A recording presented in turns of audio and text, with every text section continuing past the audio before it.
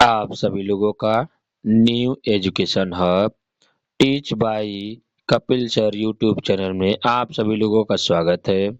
आज हम लोग पढ़ेंगे क्लास 12th के बायोलॉजी जीव को पढ़ा जा रहा है। जीव विज्ञान में आज हम लोग पढ़ेंगे मानव जनन। किसको पढ़ा जाएगा?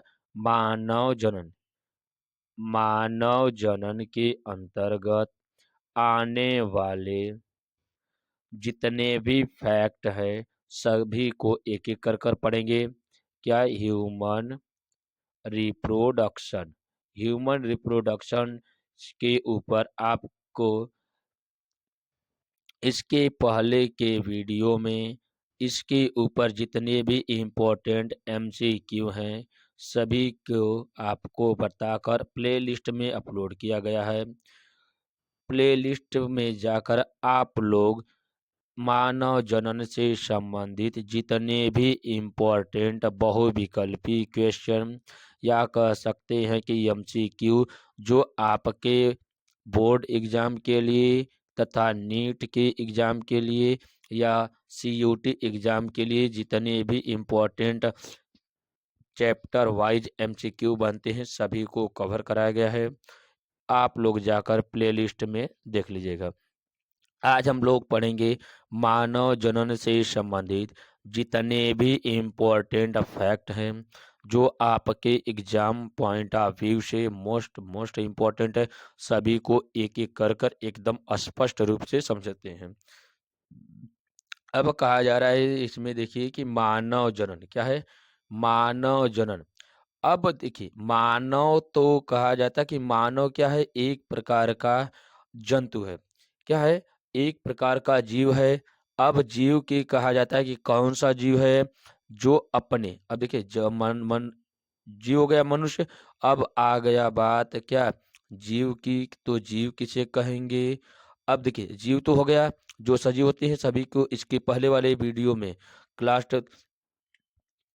क्लास 11th के फर्स्ट चैप्टर का वीडियो अपलोड किया गया। वहां पर आप लोग जाकर सजीव तथा निर्जीव के जितने कितने या सजीव और निर्जीव में किस प्रकार के विभेद पाए जाते हैं सभी को एक एक कर समझाया गया है। वहां पर जाकर आप लोग देख लीजिएगा। अब कहा जा रहा है कि यहाँ पे मानव जनन सजीवों का वर्गीकरण वहां पे किया गया था। अब हम चलते हैं जनन की ओर। जनन क्या है? कहा जाता है कि प्रत्येक जीव अपने समान, क्या होता है? प्रत्येक जीव अपने समान जीव की उत्पत्ति करता है।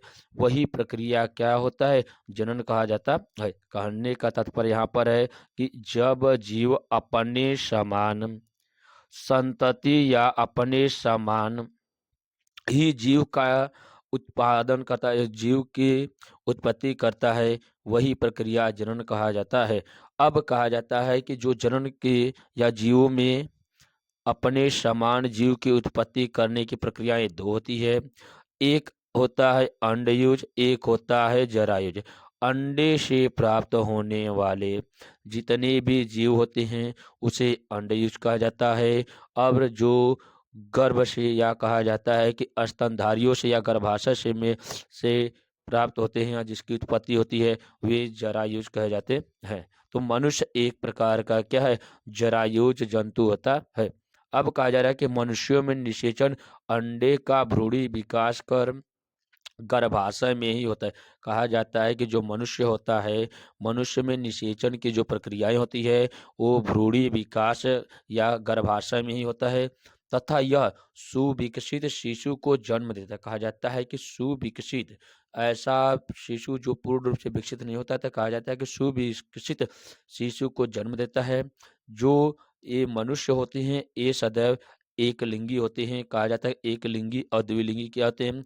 जब जीव के शरीर में सिर्फ या तो एक ही लिंग हो या तो इस स्त्री कहा जाएगा कि या तो नर होगा या तो मादा होगा, तो इसे कहा जाता है एक लिंगी। अब ऐसे जीव जिनमें नर और मादा दोनों एक ही जीव के शरीर में होते हैं तो उसे द्विलिंगी कहा जाता है। तो द्विलिंगी जो होते हैं, अगर जंतुओं की बात करते हैं तो कौन से ऐसे जंतु हैं जो द्विलिंगी होते हैं, तो आप लोग इसको कमेंट बॉक्स में जरूर बताइएगा कि ऐसे कौन कौन से जंतु हैं जिनमें आपका द्विलिंगी जीव होते हैं, नहीं तो सदैव जितने भी उच्च वर्ग के जंतु होते सभी एक लिंगी होते हैं। अब देखा जा रहा है कि जो देखिए, अब हम लोग नोट्स की ओर चलते हैं तो क्या होता है कि देखिए, मानव जनन, देखिए मानव जनन की ओर चलते हैं। देखिए मानव जनन क्या है कि देखिए, मानव जनन में देखा जाता है कि मनुष्य एक लिंगी जंतु प्राणी है जिसमें नर नर जनन तंत्र अलग जीव में तथा मादा जनन तंत्र अलग जीव में पाया जाता है। कहा जा रहा है कि यहाँ पर जो जंतु होते हैं, नर जनन तथा मादा जनन दोनों अलग होते हैं। अब इसमें देख रहे हैं कि नर जनन तंत्र यानी क्या मेल में पाया जाता है, जिसका जो नर जनन तंत्र होता है या मेल में पाया जाता है या कहा जाता है कि नर में पाया जाता है। नर जनन तंत्र में नर युग्मक शुक्राणु होता है तथा मादा में ये मादा यानी कि क्या फीमेल होती है। जो मादा में जनन तंत्र होता है उसमें अंडाणु होता है। कहा जा रहा है कि जो जनन तंत्र की बात करते हैं तो नर में जनन तंत्र शुक्राणु होता है तथा मादा में जनन तंत्र अंडाणु होते हैं। अब देखिए क्या है मानव जनन तंत्र। मानव जनन तंत्र को एक एक करके देखा जा रहा है कि देखिए क्या है मानव जनन तंत्र में वे अंग जो मानव जनन में सहायक होते हैं। देखिए ऐसे अंग जो मानव के जनन में सहायक होते हैं मानव जनन तंत्र कहलाते हैं। अब जिन्हें निम्नलिखित दो भागों में बांटा गया है, जैसे कहा जा रहा है कि जो मानव के जनन तंत्र होते हैं इनको निम्नलिखित दो भागों में बांटा गया है। कौन कौन से कि प्रथम अंग, पहला क्या है प्रथम अंग। प्रथम अंग में क्या है देखिए, प्रथम जनन अंग प्राइमरी रिप्रोडक्शन ऑर्गन कहा जाता है। इसमें देखिए नर और मादा के प्राथमिक जनन तंत्र में नर व मादा दोनों के अंग होते हैं। तो नर के मुख्य अंग क्या होते हैं, ये वृषण होते हैं। वृषण में क्या शुक्राणु होते हैं। लेकिन मादा में मुख्य अंग अंडाशय होता है जिसमें अंडाणु पाया जाता है। द्वितीयक अंग क्या होते हैं, द्वितीयक अंग में देखते हैं तो द्वितीयक अंग में होता है नर सहायक अंग। कौन कौन से देखिए, प्राथमिक अंग ऐसे अंग होते हैं जो लैंगिक अंग होते हैं। द्वितीयक अंग वह अंग होता है जो सहायक होता है। क्या होता है, जब लिंग कहा जाता है कि नर जनन तंत्र तथा मादा जनन तंत्र को कुछ ऐसे अंग होते हैं जो उनको सहारा प्रदान करते हैं तो उन्हीं को क्या कहा जाता है, सहायक अंग कहा जाता है। तो इसमें वृषण कोश, अंडीवृषण, शुक्रवाहिनी, शुक्राशय, शीश्न, प्रोस्टेट ग्रंथि या कुछ ग्रंथियां या काउपर ग्रंथियां मौजूद होती है। ये नर के सहायक अंग होते हैं। अब हम लोग चलते हैं मादा के सहायक अंग। गर्भाशय, अंडवाहिनी, योनि, भग, स्तन तथा कुछ ग्रंथियां कुछ ग्रंथियां इत्यादि मादा के सहायक अंग होती है। अब हम लोग चलते हैं एक एक कर कर अब हम लोग देखेंगे नर जनन तंत्र। देखिए क्या होते हैं कि नर के जितने भी प्राथमिक अंग तथा द्वितीयक अंग हो गए। तो अब हम लोग एक एक करके नर जनन तंत्र के बारे में पूरा विस्तार से समझेंगे, उसके बाद मादा जनन तंत्र के बारे में विस्तार से समझेंगे। अब देखिए कहा जा रहा है कि नर जनन तंत्र कहा जाता है कि मेल रिप्रोडक्टिव सिस्टम। अब देखिए क्या मेल रिप्रोडक्टिव सिस्टम में पढ़ा जा रहा है कि देखिए क्या इसकी परिभाषा क्या है। अब देखा जा रहा है कि देखिए नर में विभिन्न अंग जैसे वृषण, सहायक नलिकाएं व ग्रंथियों के समूह को जो नर युग्मक को बनाते हैं उसे नर तंत्र कहा जाता है। कहा जाता है कि एक संपूर्ण नर जनन तंत्र में मुख्य उसके सहायक अंग या कहा जाएगा कि प्राथमिक तथा द्वितीयक अंग होते हैं। इन सभी को प्राथमिक तथा द्वितीयक अंग को क्या कहा जाता है, नर जनन तंत्र कहा जाता है। अब बात आएगी कि नर जनन तंत्र के कौन कौन से भाग मुख्य रूप से होते हैं। देखिए कौन कौन से भाग होते हैं, पहला सहायक हो जाएंगे, दूसरा सहायक अंग हो जाएंगे। देखिए सहायक अंग या कहा जाएगा प्राथमिक अंग होते हैं जिन्हों को कौन सा होता है, ये वृषण होता है। नर जनन तंत्र के सहायक भाग वृषण होते हैं।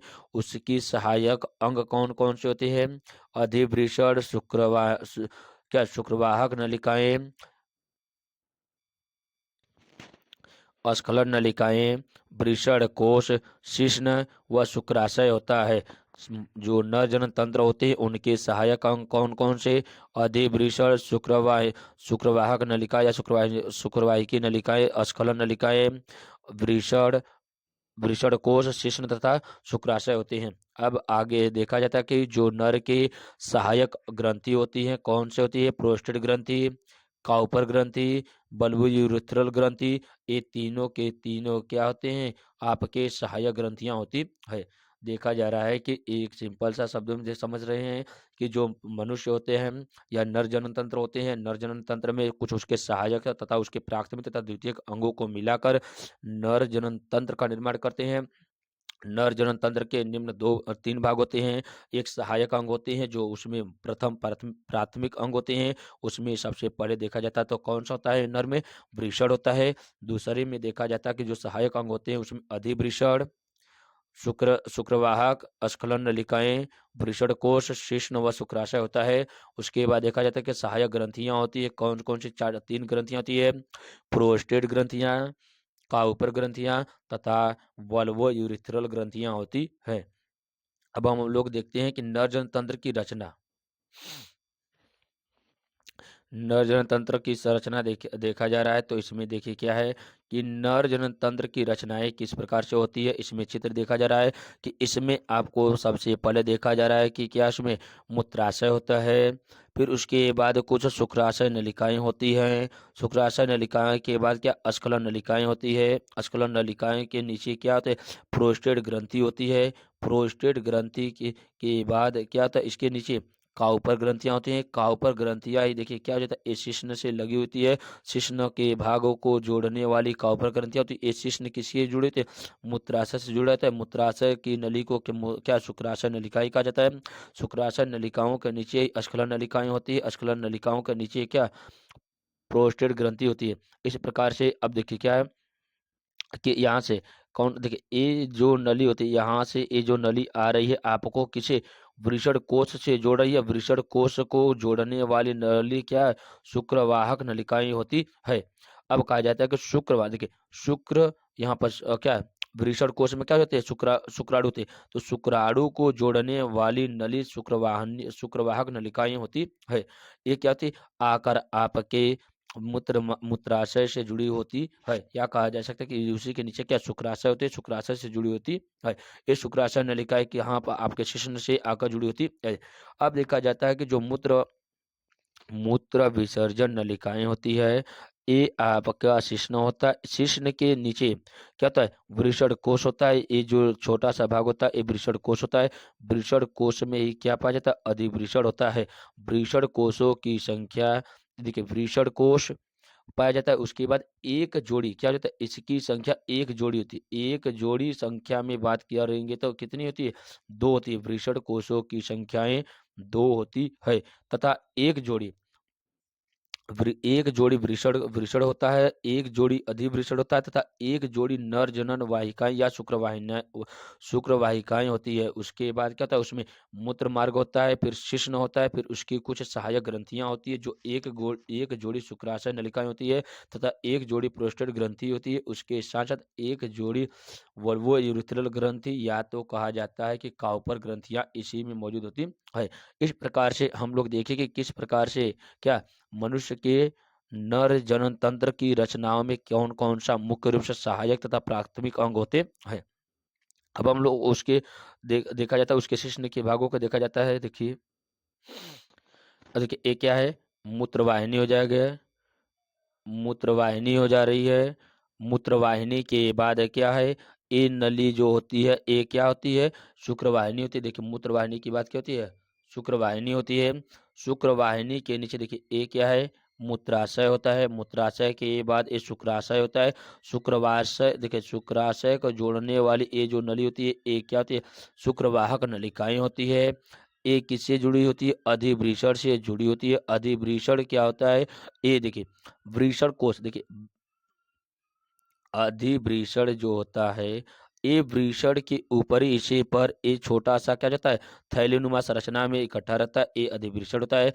अधिवृषण के नीचे क्या होता है? वृषण कोश होता है।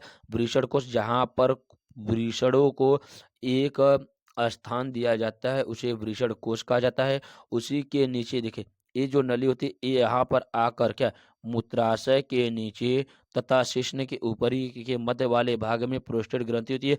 इसी को बल्बो यूरिथ्रल ग्रंथि भी कहा जाता है।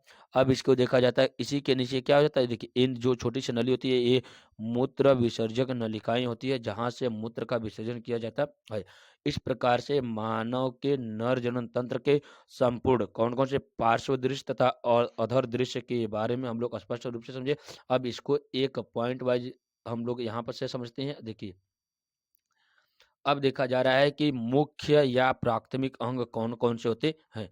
देखिए मुख्य या प्राथमिक अंग कौन कौन से होते हैं। नंबर एक की बात करते हैं तो वृषण होता है। देखिए वृषणों में एक जोड़ी वृषण कौन, एक जोड़ी क्या होता है, वृषण होता है या टेस्टिस कहलाता है, में उदर गुहा से बाहर थैलीनुमा संरचना में पाया जाता है, जिन्हें वृषण कोष कहा जाता है। जैसे कहा जा रहा है कि देखिए उदर गुहा के बाहरी हिस्सों में आपका अधिवृषण होता है। देखिए क्या है, एक जोड़ी क्या होता है, वृषण होता है जो अभी आपको चित्र के ऊपर बताया गया है। ये देखिए क्या है, ये शरीर के बाहरी हिस्सों में आकर क्या होता है, ये जुड़ा होता है, ये थैलीनुमा संरचना होती है। इसी को कहा जा रहा है कि आपका ये शरीर के बाहर थैलीनुमा संरचना से जुड़ा होता है, जिसे वृषण कोष कहा जाता है।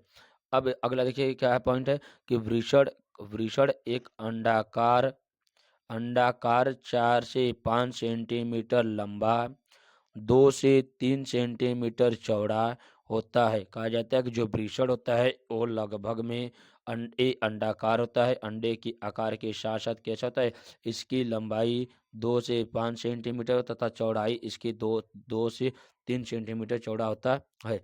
यह बाहर से 2 झिल्लियों से घिरा होता है। ये बाहर से 2 झिल्लियों से घिरा होता है। अब देखिए कहा जा रहा है कि आंतरिक झिल्ली वृषण के अंदर अंतर्वली होकर 250 से 300 कोष्ठकों का निर्माण करती है, जिसे वृषण पालिका कहते हैं। जैसे ये जो वृषण होता है ये दो पालियों से मिलकर बना होता है।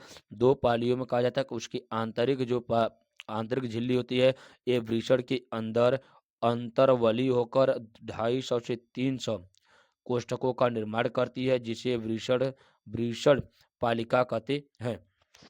क्या होता है, 250 से 300 कोष्ठकों का निर्माण करती है, जिसे वृषण पालिका कहते हैं। अब वृषण पालिका का निर्माण कहाँ पे होता है, यह वृषण की आंतरिक परत के पास 250 से 300 कोष्ठकों का निर्माण करती है, जिसे वृषण पालिका कहा जाता है। अब देखिए अगला अगला पॉइंट क्या है कि देखिए अब देखिए यहाँ पर चित्र के द्वारा समझाया रहा कि ए आपका क्या है, वृषण है। वृषण के अंदर देखिए क्या होता है, ए शुक्रवाहिकाएं होती है। शुक्रवाहिकाओं के ऊपर आपका अधिवृषण होता है। अधिवृषण के नीचे देखिए वृषण जालक होता है। एक क्या होता है, वृषण जालक होता है। वृषण जालक होता है। वृषण जालक के नीचे क्या, ट्यूनिक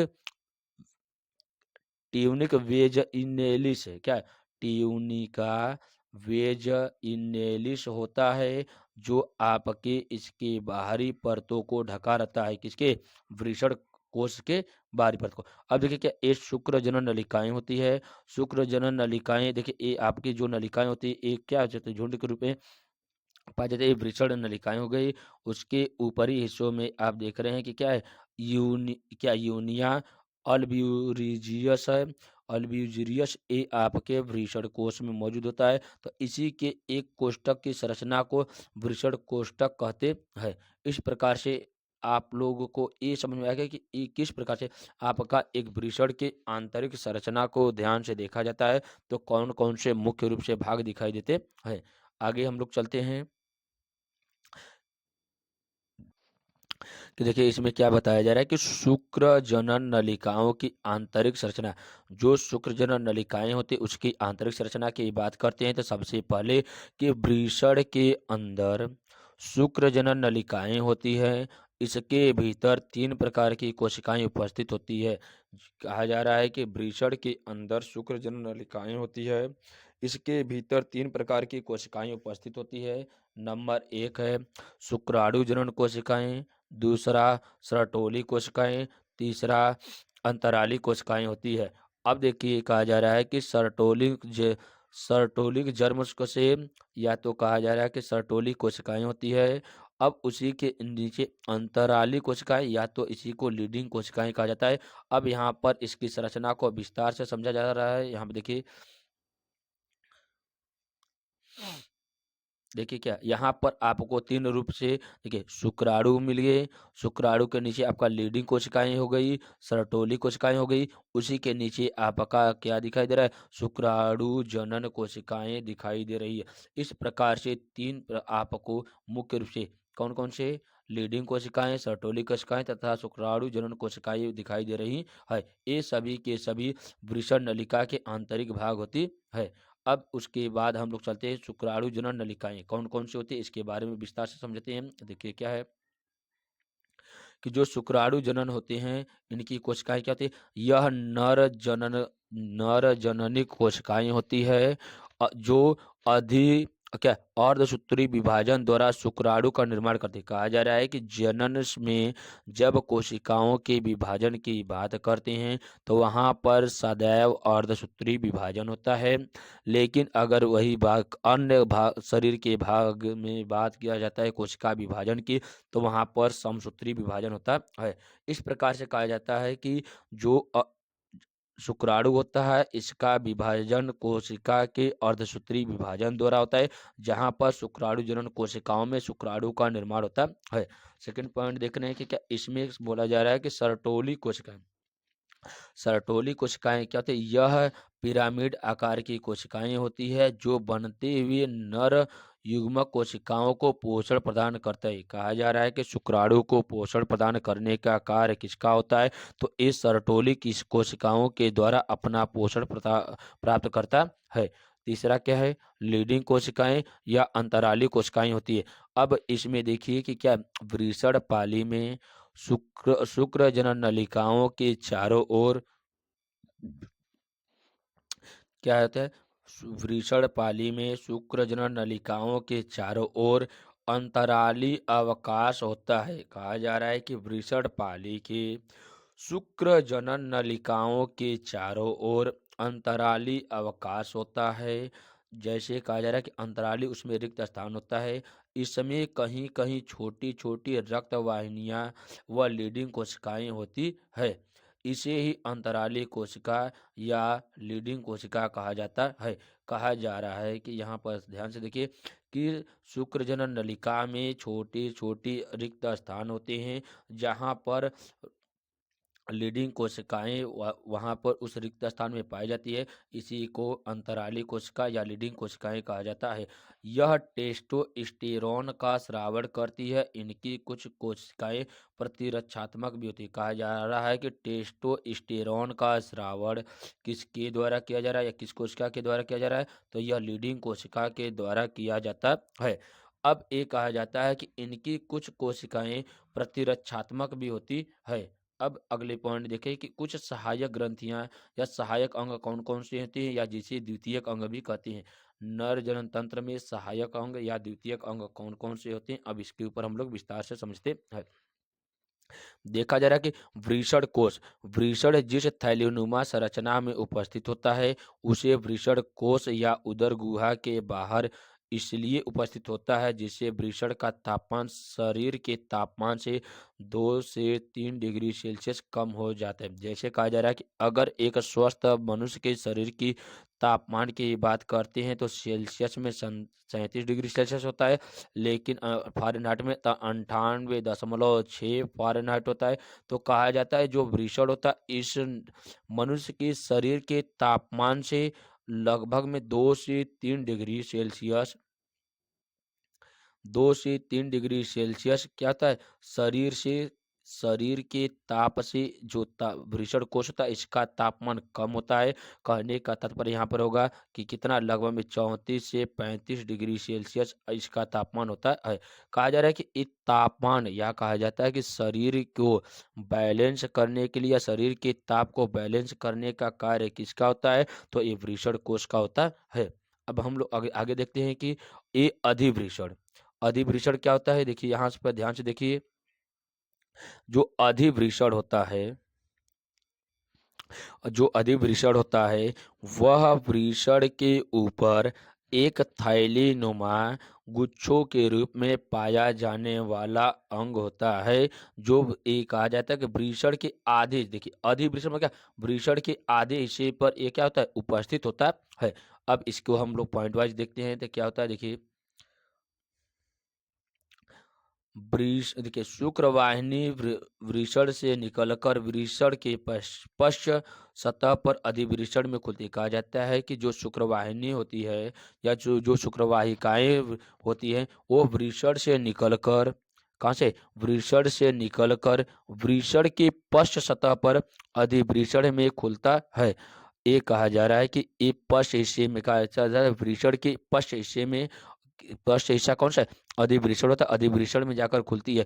अधिवृषण पतली व लंबी नलिका के अत्यधिक कुंडलन से बनती है। कहा जाता है कि ये जो पतली नलिकाएं होती है अत्यधिक एक के ऊपर एक के ऊपर एक के ऊपर एक क्या कुंडलित हो जाती है, तो इसी से एक क्या होती है, बनी होती है। अगला क्या कहा जा रहा है कि इसमें शुक्राणु के परिपक्वन का कार्य होता है। कहा जाता है कि जो शुक्राणु होता है अधिक से अधिक जनन करने योग्य, ये परिपक्व कहाँ पर होता है, तो ये अधिवृषण में होता है। कहा जाता है कि वृषण जब जनन योग्य हो जाता है या जनन करने की क्षमता जो उसमें विकसित हो जाती है, या कहा जाता है कि शुक्राणु को परिपक्व कहाँ पे किया जाता है, तो यह कार्य अधिवृषण में होता है।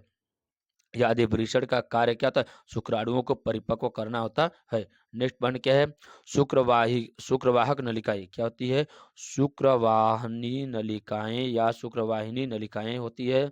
अब इसमें देखा जाता है अधिवृषण के पश्च भाग से निकलकर यह शुक्रवाहक नलिका द्वारा उदर, क्या उदर तक जाकर मूत्राशय से ऊपर लूप बनाती है। कहा जाता है कि मूत्राशय के ऊपरी हिस्से पर जाकर एक लूप, मतलब क्या, एक नली जैसी संरचना बनाती है इसी प्रकार से, तो वहां पर जाकर जुड़ी होती है। तो कहा जा रहा है किसी के यह अधिवृषण की पश्च भाग से निकलकर एक शुक्रवाहक नलिकाएं उदर गुहा में जाकर मिल जाती है, जिसे क्या होते हैं, ये मूत्राशय से ऊपरी लूप पर बनाती है, जिसे शुक्रवाहक नलिकाएं होती है।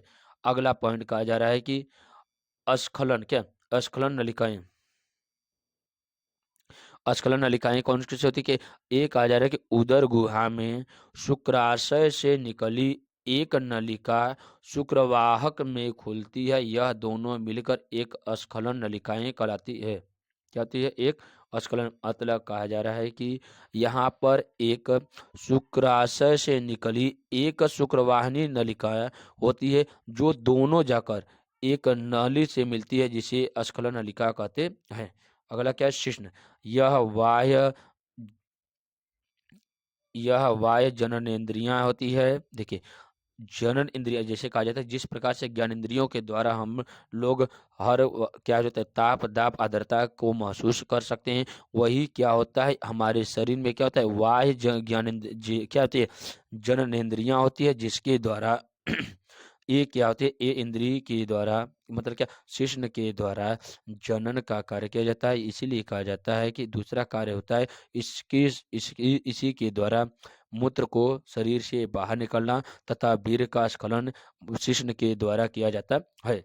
अब कहा जा रहा है कि नेक्स्ट पॉइंट शुक्राशय क्या होता है, शुक्राशय क्या होता है, शुक्राशय में देखा जाता है कि यह एक जोड़ी मूत्राशय के पीछे स्थित होता है। कहा जाता है कि यह एक जोड़ी, मतलब कहने का तात्पर्य यहाँ पर है कि इस जोड़ी में एक तो संख्या में दो हो जाएगी, तो पीछे स्थित होता है, तथा ए वीर्य का लगभग 60% बनाता है।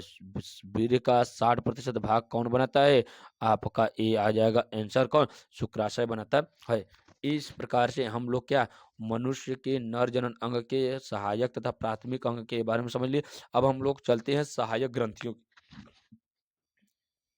देखिए नर जनन तंत्र के सहायक ग्रंथियां कौन कौन सी होती है, इस पी के ऊपर देखते हैं कि प्रोस्टेट ग्रंथि, प्रोस्टेट ग्रंथि आपकी प्राथमिक सहायक ग्रंथि होती है। यह एक सहायक ग्रंथि है जो मूत्र नलिका के आधार के चारों ओर होती है। कहा जा रहा है कि यह एक सहायक ग्रंथि है जो मूत्र नलिका के आधार के चारों ओर होती है। कहा जा रहा है कि चारों ओर होती है। ये वीर्य का लगभग 20 से 25% भाग बनाती है। वीर्य का 20 से 25% भाग प्रोस्टेट ग्रंथि बनाती है, जो जो कि मूत्र नलिका के आधार के चारों ओर होती है। नेक्स्ट क्या है कि काउपर ग्रंथि। काउपर ग्रंथि क्या होती है? इस देखिए क्या है काउपर ग्रंथि। इसका श्रावण शिश्न में स्नेहक का कार्य करना होता है, जिसकी संख्या एक जोड़ी होती है। काउपर ग्रंथियों का मुख्य कार्य होता है शिश्न को स्नेहक स्नेहक का कार्य करना होता है। नेक्स्ट क्या है कि टेस्टोस्टेरोन। टेस्टोस्टेरोन का होता है, देखिए टेस्टोस्टेरोन यह नर हार्मोन्स होता है जो अंतराली कोशिका से स्रावित होता है। यह नर जनन अंगों के विकास व शुक्राणु परिपक्वन में सहायता करता है। कहा जा रहा है कि जो शुक्राणु होता है उसका परिपक्वन टेस्टोस्टेरोन के द्वारा किया जाता है। ये जो टेस्टोस्टेरोन होता है ये अंतराली कोशिकाओं में पाया जा ये क्या कोशिका के 3 भाग थे, तीनों में से जो आंतरिक भाग होता है उसमें क्या होता है वृषण कोश के आंतरिक भाग होते हैं, जो अंतराली कोशिका होती है अंतराली कोशिका में ही शुक्राणु का परिपक्वन होता है। इस प्रकार से हम लोग पढ़े कि मनुष्य के नर जनन तंत्र में जितने भी इम्पोर्टेंट प्राथमिक अंग द्वितीयक अंग उसके सहायक ग्रंथियां होती है सभी को एक एक कर विस्तार से हम लोग समझे। अब हम लोग चलते हैं स्त्री जनन तंत्र। अब कहा जा रहा है कि स्त्री जनन तंत्र या कहा जा रहा है कि मादा जनन तंत्र की ओर। अब लोग चलते हैं कि मादा जनन तंत्र या स्त्री जनन तंत्र का उसी को क्या कहा जाएगा? Female reproductive system. अब हम लोग धीरे धीरे करके जिस प्रकार से नर जनन तंत्र पढ़े उसी प्रकार से एक एक पॉइंट को क्लियर करते हुए स्त्री जनन तंत्र के बारे में समझते हैं। अब देखिए कहा जा रहा है कि जिस प्रकार से नर के जनन तंत्र थे उसी प्रकार के मादा के भी जनन तंत्र जनन तंत्र हो गए। और अब उसमें देखा जाता है कि स्त्री जनन तंत्र जनन प्रक्रिया के अतिरिक्त भी कई कार्यों का निर्वहन करती है, जैसे निषेचन, भ्रूण का विकास, गर्भधारण, दुग्ध इत्यादि के स्त्री जनन तंत्र के भाग होते हैं। कहा जाता है कि मनुष्य के जिस मानव में जिस प्रकार से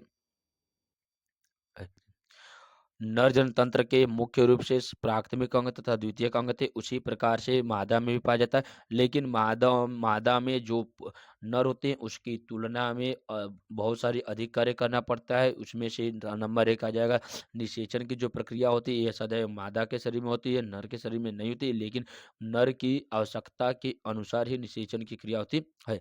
नेक्स्ट कहा जा रहा है कि उसी में भ्रूण का भी विकास होता रहता है तथा गर्भधारण भी होता है तथा मादा के शरीर में ही दुग्ध इत्यादि का श्रावण भी स्त्री की जनतंत्र में के भाग होते हैं। अब हम लोग चलते हैं कि उसके किसके स्त्री के जनतंत्र में कौन कौन से मुख्य रूप से भाग होते हैं। अब कहा जा रहा है इसमें प्राथमिक अंग को ही कहा जाता है मुख्य अंग। दूसरा क्या है द्वितीयक अंग या सहायक अंग होते हैं। जैसे कहा जाता है कि अंग के आधार पर देखा जाता है तो कौन कौन सा ये प्राथमिक अंग या द्वितीयक अंग होते हैं, या तो उसी को मुख्य अंग कहा जाएगा या तो सहायक अंग कहा जाता है। अब देखिए इसमें जो प्राथमिक अंग या मुख्य अंग होते हैं सदैव क्या होते हैं अंडाशय होता है स्त्री के शरीर में, या स्त्री के जनन तंत्र होते हैं उसमें प्राथमिक अंग जो होता है वह अंडाशय होता है। अंडाशय को क्या कहा जाता है? ओवरी कहा जाता है। अब हम लोग देखते हैं सेकंड कि उसके द्वितीयक अंग या सहायक अंग कौन कौन से थे। अंडवाहिनी, गर्भाशय, गर्भाशय ग्रीवा, योनि, ये सभी के सभी स्त्री के सहायक अंग होते हैं। अब हम लोग चलते हैं कि एक किस प्रकार से एक स्त्री के जनन तंत्र की संरचना के बारे में देखते हैं। तो जिस प्रकार से नर के बारे में पढ़े उसी प्रकार के हम लोग मादा के जनतंत्र की बात करते हैं। अब देखिए ये आपका आगे हम लोग देखते हैं कि किस प्रकार से चित्र को समझाया गया है। देखिए अब ये जो आपका मादा जनन तंत्र का चित्र ये क्या सचित्र है, यह अधर दृश्य है। कहा जाता है कि ये क्या मादा शरीर की आंतरिक अंग होते हैं। अब उसमें हम लोग ध्यान से देखते हैं कि किस प्रकार से उसमें समझाया गया है कि सबसे पहले हम लोग देखते हैं कि इसके बीच वाला भाग क्या होता है? गर्भाशय होता है। ये पूरा का पूरा क्या होता है? गर्भाशय होता है। गर्भाशय के बाद उसी के नीचे क्या होता है? ए योनि होती है। ए क्या हो जाता है, ए वाला भाग हमारा क्या है, ए योनि होता है। अब देखा जाता है कि इसी के नीचे क्या, ये जो भाग होता है, ये होता है आपका अंडवाहिनी, या तो उसी को कहा जाता है फेलिपियन ट्यूब। क्या होता है, फैलोपियन, फैलोपियन ट्यूब होता है। अब फैलोपियन ट्यूब के बाद होता है ये, यहाँ से इधर ये पूरे के पूरे भाग क्या होता है, फैलोपियन ट्यूब होता है। फैलोपियन ट्यूब के बाद देखिए ये आपका, देखिए ये वाला भाग और ये वाला भाग। अब इसकी संख्याएं हम क्या होते हैं, स्त्री के शरीर में दो जोड़ी होती है। तो यहाँ पर अगर बात किया जाएगा, ये जो अंडाशय होता है, एक क्या होता है, देखिए एक संख्या में एक, एक दो दो हो गए, लेकिन जोड़ी में कितनी, एक जोड़ी होती है। अब यहाँ पर भी आपका, यहाँ पर भी आपका क्या है, ये श्रावित या कहा जाता है कि झालरदार कीप होता है। ये दोनों क्या होता है, ये झालरदार कीप होता है, जो कि अंडाशय को यौन या गर्भाशय की दीवार से और क्या अंडवाहिनी के या फैलोपियन ट्यूब की नलिकाओं से जोड़ने का कार्य करता है। देखिए अब ये क्या होता है, अंडवाहिनी या देखिए ये अंडाशय होता है। आराम से देखिए, क्या ये अंडाशय होता है। अंडाशय जो होता है, ये देखिए ये जो भाग होता है, ये आपका झालरदार कीप होता है। क्या है, झालरदार कीप होता है। अब देखिए झालरदार कीप किससे जुड़ा होता है, फिलिपियन ट्यूब या आपका अंडवाहिनी से जुड़ा होता है। अब अंडवाहिनी जो होती है, अंडवाहिनी झालरदार कीप से जुड़ी थी, और झालरदार कीप किससे जुड़ा था, ये अंडाशय से जुड़ा था। अब अंडाशय की ये जो छोटी छोटी गिरेवाएं होती है, इसी को क्या कहा जाता है, तुम्बिका कहा जाता है। अब ये जो तुम्बिकाएं होती है, इसी के नीचे फिर क्या होता है, एक स्रावित अंड होता है। कि यहाँ इसी के नीचे ये जो क्या होता है, धीरे धीरे जब यहाँ से अंड का स्रावण किया जाता है, तो इसी को कहा जाता है स्रावित, स्रावित अंड होती है। अब अंड के बाद बात करते हैं, तो इसके मुख्य रूप से क्या होते हैं, ये देखिए ये जो दीवार होती है और एक जो दीवार होती है। अब इसके भागों को कहा जाता है, ये प्राथमिक अंग को कहा जाता है। देखिए ये जो होते हैं मध्य, मध्य स्तर होता है। देखिए ये क्या होता है, ये देखिए ये जो बात किया जाता है, यह मध्य स्तर होता है, मध्य स्तर, इसे बाह्य स्तर।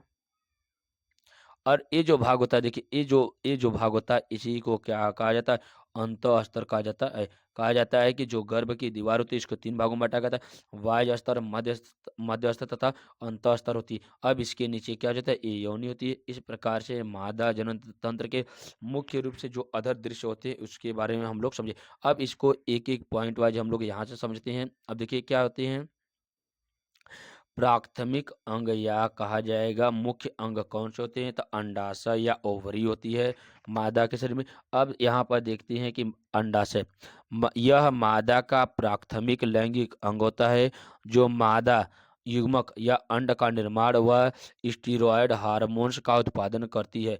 किसके, देखिए अंड या अंड का निर्माण या अंडाशय का निर्माण या ओवरी का निर्माण करती है। ओवरी के बाद कहा जाता है कि इसी को स्टीरॉयड हार्मोन्स का उत्पादन करती है। नेक्स्ट क्या है, उदर के नीचे दोनों ओर एक एक अंडाशय। कहा जाता है कि उदर के नीचे दोनों ओर क्या होता है, ये दाहिने साइड और बाएं साइड दोनों ओर एक एक अंडाशय या एक जोड़ी होती है। कहा जाता है कि संख्या में दो, लेकिन जोड़ी में एक होती है, ये अंडाशय होता है। अब कहा जाता है कि नेक्स्ट पॉइंट, प्रत्येक अंडाशय 2 से 4 सेंटीमीटर लंबी, 1 देखिए 1 से 1.5 सेंटीमीटर चौड़ी तथा लगभग में 1 सेंटीमीटर मोटी होती है। कहा जाता है, देखिए ये आपका क्या अंडाशय लंबा हो गया, ये आपका चौड़ा हो गया, ये आपका 1 सेंटीमीटर मोटा हो गया। बादाम के आकार की संरचना होती है। अब कहा जा रहा है कि देखिए ये अंडाशय कितना, 2 से 4 सेंटीमीटर लंबा होता है तथा 1.5 सेंटीमीटर चौड़ा होता है तथा लगभग में 1 सेंटीमीटर मोटा, बादाम के आकार की संरचना वाला होता है। नेक्स्ट क्या है कि यह श्रेणी, देखिए यह श्रोणि भित्ति क्या कहा जाता है कि पेल्विक होल से लिगामेंट द्वारा उदरीय ग्रीवा उदरीय ग्रीवा में लटके होते हैं। कहा जा रहा है कि यह श्रोणि भित्ति से लिगामेंट द्वारा उदर गुहा में लटके होते हैं। नेक्स्ट क्या है, अंडाशय की आंतरिक संरचना क्या है, अंडाशय की आंतरिक संरचना की बात करते हैं तो अंडाशय की आंतरिक संरचना में देखा जाता है कि ये जो अंडाशय होता है ये आपका अभी बताया गया बादाम के आकार की होती है। तो इसमें मुख्य रूप से क्या होता है, केंद्रीय होता है, जो केंद्रीय भागों को क्या कहा जाता है, देखिए ये मेंडुला होता है। उसके ऊपरी भाग को जनन एपिथेलियम कहा जाता है तथा इसी के एक अन्य भाग को कहा जाता है, ये जो भाग होता है इसी को कॉर्टेक्स कहा जाता है या परिधि कहा जाता है। अब कहा जाता है कि जो प्रत्येक अंडा, देखिए प्रत्येक अंडाशय बाहर की ओर एक पतली जनन एपिथेलियम से अस्त एपिथेलियमी अस्तर से जुड़ा होता है, जो अंदर देखिए क्या वह अंदर अंडाशय किसी पीठिका या स्ट्रोमा से जुड़ा होता है। देखिए कहा जा रहा है कि अंडाशय जो होता है वह बाहर की ओर एक पतली जनन एपिथेलियम से जुड़ी एक अस्तर होती है। अब इसमें इसके दो मुख्य भाग होते हैं, एक परिधि होता है जिसे कॉर्टेक्स कहा जाता है, दूसरा केंद्रीय होता है जिसे मेडुला कहा जाता है। जैसे इसके किनारे वाले देखिए ये क्या होता है, अगर बीच वाला भाग रहेगा तो उसे केंद्रीय या मेडुला कहेंगे, लेकिन उसके बाहर वाले भागों को क्या कहा जाता है, कॉर्टेक्स कहा जाता है या परिधि कहा जाता है। नेक्स्ट क्या होता है, आगे देखिए नेक्स्ट पॉइंट, अंडाशय के मेंडुला भाग में क्या है, अंडाशय के मेंडुला भाग में उनकी अंडाकार गोल रचना बिखरी होती है। कहा जा रहा है कि अंडाशय के मेंडुला भाग में उनकी अंडाकार गोल रचना बिखरी होती है, इसी प्राथमिक पुटिका या अंडाशयी पुटिका कहती है। कहा जा रहा है कि अंडाशय के मेंडुला भाग में कहा जाता है कि अंडाशय के, आप देखिए अभी चित्र में देखा जा रहा है कि अंडाशय के जो मेंडुला भाग होता है या कहा जाएगा कि जो केंद्रीय भाग होता है उसी में क्या होता है, केंद्रीय भागों में आपका देखिए मेंडुला भाग में उनकी अंडाकार गोल रचनाएं बिखरी होती है, इसे प्राथमिक पुटिका या प्राइमरी फॉलिकल या अंडाकार पुटिका कहते हैं। नेक्स्ट क्या है, प्राथमिक पुटिकाएं परिपक्व होकर क्या हो जाता है कि प्राथमिक पुटिकाएं परिपक्व होकर ग्राफियन फॉलिकल बनाती है। कहा जा रहा है कि यहाँ पर प्राथमिक पुटिकाएं परिपक्व होकर ग्राफियन फॉलिकल बनाती है। इस प्रकार से अब हम लोग एक एक पॉइंट को समझते हुए आगे बढ़ेंगे कि अब हम लोग सहायक अंग की ओर चलते हैं। तो सहायक अंग क्या होता है, सहायक अंग को क्या कहा जाता है, द्वितीयक अंग कहा जा रहा था। अब देखिए क्या है, अंडवाहिनी प्रथम सहायक अंग कौन सी हो जाएगी, अंडवाहिनी। अब देखा जा रहा है जो देखिए अंडवाहिनी नंबर एक, अंडवाहिनी को ही क्या कहा जाता है, फैलोपियन ट्यूब क्या होता है, फैलोपियन फैलोपियन ट्यूब। अब क्या होता है देखिए यहाँ पर धीरे से धीरे, अब देखिए इसमें कहा जा रहा है कि जब हम यह एक जोड़ी देखिए फैलोपियन ट्यूब की मात्रा कितनी, एक जोड़ी पेशी नलिकाकार होती है। यह अंडाशय से गर्भाशय तक गुहा पक्षमाभी एपिथेलियम से स्तरीय होती है। कहा जाता है कि जो फैलोपियन ट्यूब होता है या जो अंडवाहिनी होती है यह अंडाशय को गर्भाशय से जोड़ती है।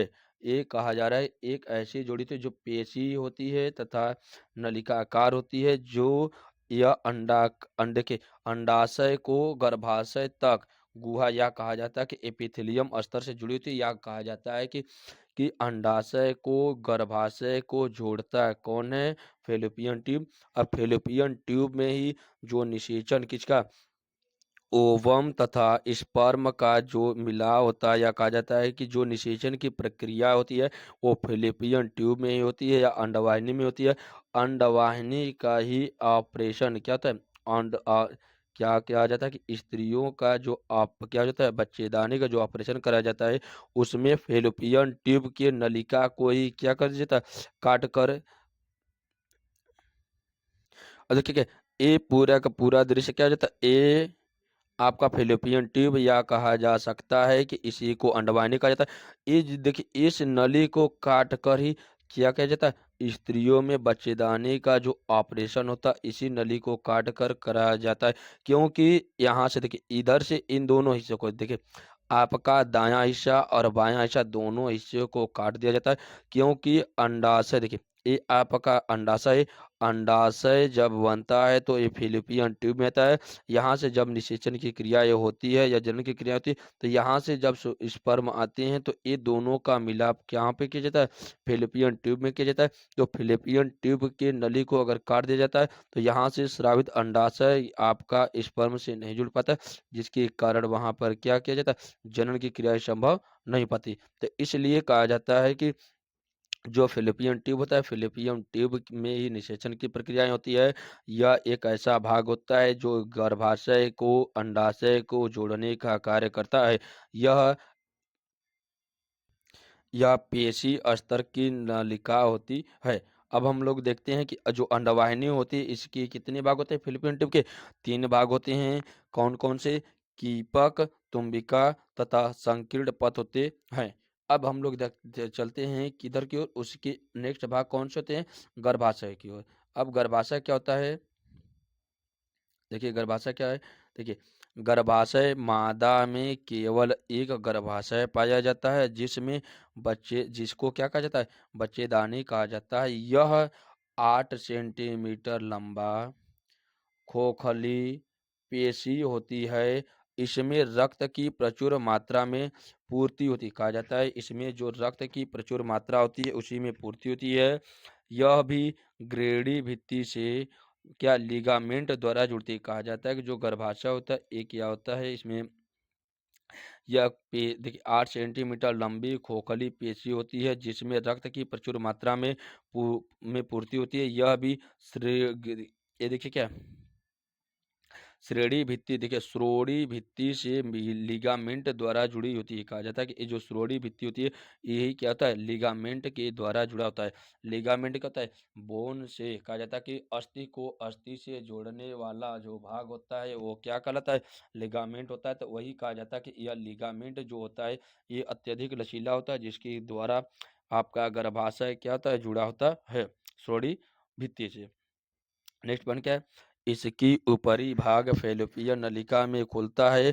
जो निचला संकीर्ण भाग गर्भाशय ग्रीवा कहलाता है। अब देखिए कहा जा रहा है कि इसके निचला भाग क्या गर्भाशय ग्रीवा कहलाता है, लेकिन ऊपरी भाग फैलोपियन नलिका में आकर खुलती है। नेक्स्ट क्या है? गर्भाशय भित्ति के 3 स्तर होते हैं। कौन कौन से होते हैं? पतली झिल्ली जिसे परिगर्भाशय कहा जाता है। दूसरा मध्य होता है जो मोटी होती है, इसी को गर्भाशय पेशी स्तर या मध्य स्तर कहा जाता है। तीसरा आपका इसमें है कि आंतरिक ग्रंथिल स्तर जिसे अंत स्तर कहा जाता है। कहा जा रहा है कि गर्भाशय भित्ति के 3 स्तर होते हैं। पतली झिल्ली, मध्य तथा आंतरिक झिल्ली होती है। पतली भित्ति को परिगर्भाशय कहा जाता है। मध्य भित्ति जो मोटी होती है इसे गर्भाशय पेशी स्तर या मध्य स्तर कहा जाता है। तीसरा क्या? आंतरिक ग्रंथिल स्तर जिसे अंत स्तर कहा जाता है। इस प्रकार से हम लोग क्या गर्भाशय के मुख्य रूप से 3 भाग देखे। अब अगला देखिए क्या है? उसके बाद क्या योनि है। योनि क्या? गर्भाशय पतली ग्रीवा द्वारा योनि में बदलती कहा जाता है कि जो गर्भाशय होते हैं पतली ग्रीवा द्वारा योनि में बदलता है। योनि मैथुन के समय से पुरुष से वीर्य ग्रहण करने का कार्य करता है। अब देखिए अब हम लोग चलते हैं स्त्री के बाह्य जननांग की ओर। क्या हो जाता है? स्त्री के बाह्य जननांग की ओर। अब देखिए वायजनांग में क्या होता है? देखिए एक्सटर्नल ऑर्गन्स में देखते हैं कि स्त्री में बृहद ओष्ठ या लघु ओष्ठ या हाइमट स्त्री के बाह्य जननांग होते हैं। कौन कौन से? देखिए अब हम लोग देखते हैं कि वो स्त्री के बाह्य जननांग कौन से होते हैं और उनका कार्य क्या होता है और उनके विस्तार से हम लोग समझते हैं। अब देखिए ध्यान से देखा जा रहा है कि यहाँ पे सबसे पहले इसमें देखिए स्त्री की जननांग होते हैं। इसमें जजान शैल होती है, भग शेफ होता है, मूत्र छिद्र होता है, हाइमन होता है तथा भग होता है तथा लघु ओष्ठ तथा बृहद ओष्ठ होते हैं। अब हम लोग देखते हैं कि क्या होता है। सबसे पहले भग शेफ, भग शेप को ही कहा जाता है कि भग शिश्न। क्या होता है? भग शिश्न। अब देखिए यहाँ पे जो है भग शिश्न जो होता है, यह सदैव देखिए, यह प्रकोष्ठ में सब देखिए, ये जो आपका होता है, ये जो योनि होती है, इसके सबसे ऊपरी हिस्से पर क्या पाया जाता है, भग शिश्न होता है, या तो कहा जाता है कि भग्न शिश्न के साथ साथ यह भग शेप होता है, क्या होता है, ये भग शेप होता है। अब भग शेप के बाद इसमें कहा जाता है इस सबसे ऊपरी भाग में, अब देखा जाता है कि देखिए भग जो शेप होता है, ये लघु ओष्ठ के, क्या होता है, जो लघु ओष्ठ होता है, इसके ऊपर एक छोटा सा, ये क्या होता है, इसके ऊपर एक छोटा सा बेलनाकार, देखिए देखिए ये जो लघु ओष्ठ होता है, इसके ये जो लघु ओष्ठ होता है, इसके ऊपरी भाग में क्या होता है, भग शेप होता है, या तो भग शिश्न होता है। इसी के ऊपर एक छोटा सा बेलनाकार तथा बेलनाकार अंग होता है। यह पुरुष के शिश्न के समान एवं उत्तेजनशील होता है। कहा जाता है कि जो भग शेप होता है, ये जिस प्रकार से क्या होता है, मनुष्य मनुष्य का जो शिश्न होता है, जिस प्रकार से वो उत्तेजित होता रहता है, उसी प्रकार से स्त्रियों में आपका भग शेप, या तो कहा जाता है कि क्लीटोरिस जो होता है वो उत्तेजनशील होता है। कहा जाता है कि स्त्रियों में जो उत्तेजनशीलता की संभावना होती है, किस में होती है, ये आपका भग शेप में होती है। नेक्स्ट देखा जा रहा है कि अब हम लोग देखते हैं कि प्रकोष्ठ की ओर, किसके ऊपर, प्रकोष्ठ की ओर। अब कौन कौन से होते हैं, अब हम लोग चलते हैं, देखिए क्या, लघु ओष्ठ, लघु ओष्ठ क्या होते हैं, तो यह कहा जाता है कि यह जो बृहद ओष्ठ होता है, या दीर्घ ओष्ठ के से योनि छिद्र की ओर लगे होते हैं। जैसे ये क्या हो जाता है, ये जो क्या होता है, योनि छिद्र होता है, वहां पे लगे होते हैं। तो जो आपका लघु ओष्ठ होता है, यह दीर्घ ओष्ठ की ओर से क्या होता है, एक एक अब छोटे और पतले ओष्ठक होते हैं, जिन पर बाल एवं वसा का अभाव होता है। कहा जाता है कि इसके ऊपर बाल तथा वसा का अभाव होता है। वसा का अभाव होने से इनकी त्वचा में श्वेत ग्रंथियां, कौन सी श्वेत ग्रंथियां,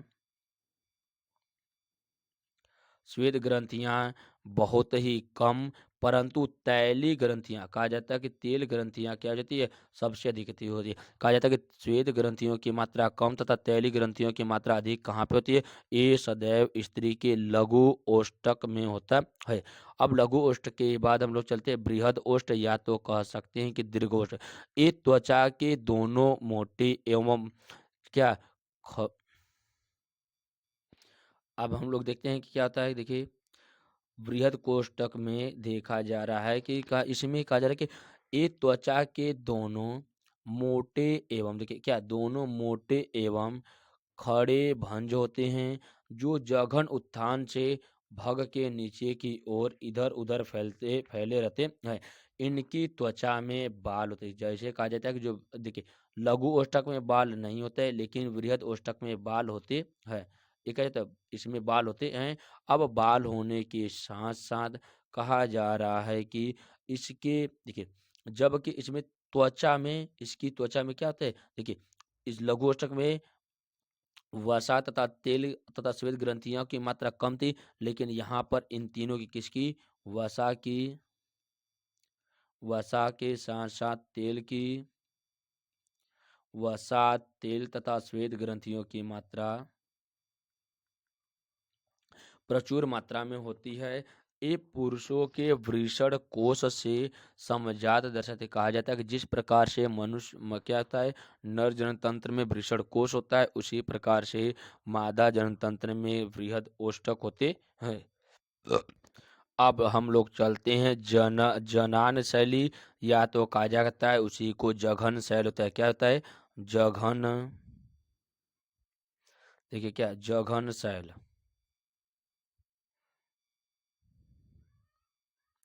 जघन उत्थान, या कहा जाता है कि इसी को जघन शैल कहा जाता है, जघन शैल कहा जाता है। अब देखिए जो जघन शैल होता है, ये देखिए योनि के ऊपरी भागों पर क्या होता है, उभरा हुआ, या तो कहा जाता है कि अर्ध त्वचीय वसी ऊतक की अधिकता के कारण यह कोमल एवं गद्दे की भांति फूला होता है।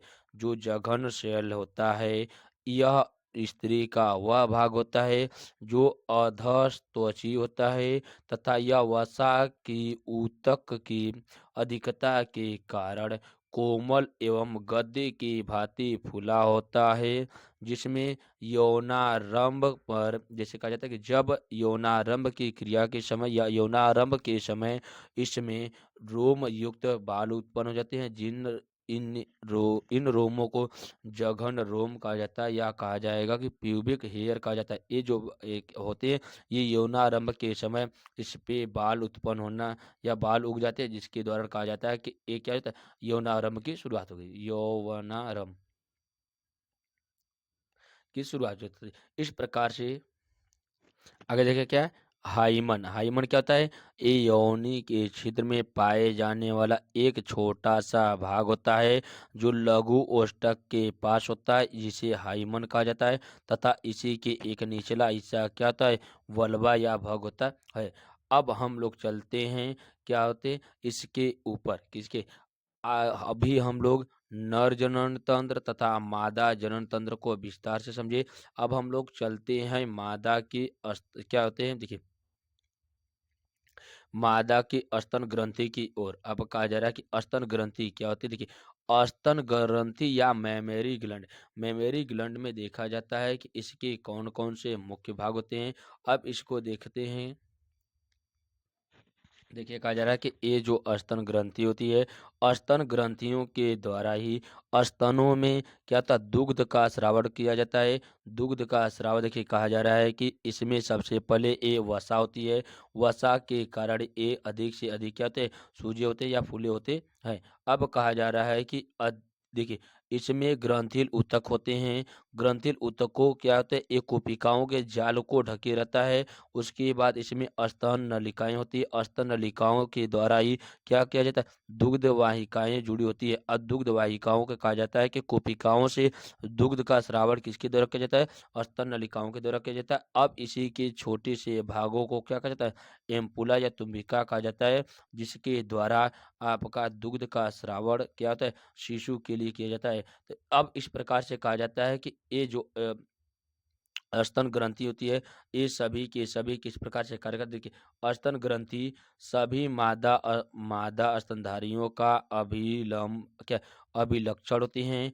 स्तनों में विभिन्न माता से देखिए क्या, विभिन्न माता से वसा व ग्रंथिल ऊतक होते। कहा जाता है कि जो स्तन होते हैं उसमें वसा व ग्रंथिल ऊतक होते हैं। प्रत्येक स्तन में 15 से 20 क्या 15 से 20 में ग्रंथिल ऊतक पालिकाएं होती है। क्या 15 से 20 ग्रंथिल कोशिकाएं होती, ग्रंथिल ऊतक होते हैं। अब एक ग्रंथिल ऊतक प्रत्येक पाले में कूपिका कोशिकाओं के समूह होते हैं। कहा जाता है कि प्रत्येक ग्रंथिल कोशिकाओं में ग्रंथिल ऊतक में प्रत्येक पाली में कोपिका कोशिकाओं के समूह होते हैं। यह कोपिका दुग्ध का स्रावण करती है। कहा जाता है कि कोपिकाओं के द्वारा ही दुग्ध का स्रावण किया जाता है।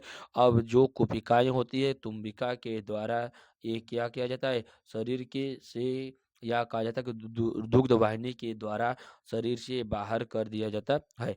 अब कहा जाता है कि शरीर से बाहर करने का कहने का तात्पर्य वहां पर है कि क्या होता है, शिशु के लिए दुग्ध का स्रावण करना शुरू कर देती है। मतलब अब कहा जाता है कि कुपिका से दुग्ध स्रावित होकर स्तन नलिकाओं में जाता है। कहा जाता है कि जो कुपिका होती है दुग्ध का स्रावण होकर स्तन नलिका में जाता है। स्तन नलिका के द्वारा क्या होता है, देखिए स्तन नलिका के द्वारा क्या किया जाता है, चुचुक के द्वारा बाहर कर दिया जाता है। जो माता क्या कहती है, अपने शिशु को उससे बनने वाले दुग्ध का स्रावण कर देती है या दूध